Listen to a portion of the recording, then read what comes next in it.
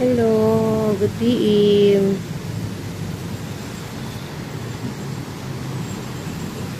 6 na ng hapon pero tirik na tirik pang araw. Ganito kalapit sa langit ang lugar na. Ganito at saka perte ka traffic, no? Oh, kita ko sa inyo, bang, perte ka traffic siya. Sobrang traffic.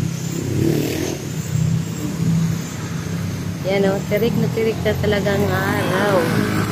Sobrang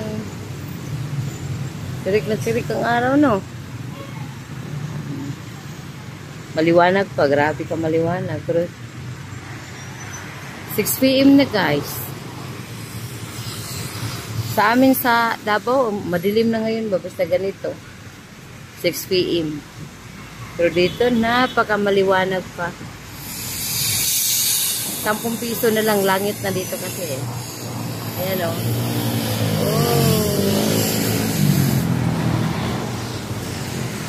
Thank you for watching and get this as well.